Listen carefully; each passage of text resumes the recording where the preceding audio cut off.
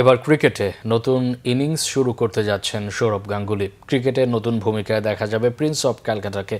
দক্ষিণ আফ্রিকান ঘরোয়া ফ্রাঞ্চাইজি টি-20 লিগে প্রিটোরিয়া ক্যাপিটালস এর হেড কোচের দায়িত্ব নিয়েছেন ভারতের অন্যতম সফল এই অধিনায়ক।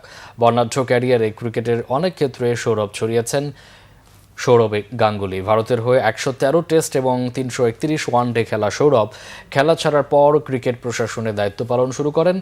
পশ্চিম বাংলা ক্রিকেট অ্যাসোসিয়েশন সভাপতি, ভারতীয় ক্রিকেট বোর্ড সভাপতি, আইপিএলের দল দিল্লি ক্যাপিটালসের মেন্টরের দায়িত্ব পালন করেছেন। তবে এই প্রথম কোচের দায়িত্ব নিচ্ছেন। ২৬ ডিসেম্বর থেকে শুরু হবে দক্ষিণ আফ্রিকান ফ্র্যাঞ্চাইজি লিগ SA20। সেখানে প্রিটোরিয়া ক্যাপিটালসের প্রধান কোচ হিসেবে নিয়োগ পেয়েছেন সৌরভ। গত মৌসুমে প্রিটোরিয়া ক্যাপিটালসের প্রধান কোচের দায়িত্বে ছিলেন জনাথন ট্রট। তার অধীনে প্রিটোরিয়া দল SA লিগে দলটি ভালো করতে না পারায় ট্রটকে সরিয়ে সৌরভকে কোচ করেছে প্রিটোরিয়া।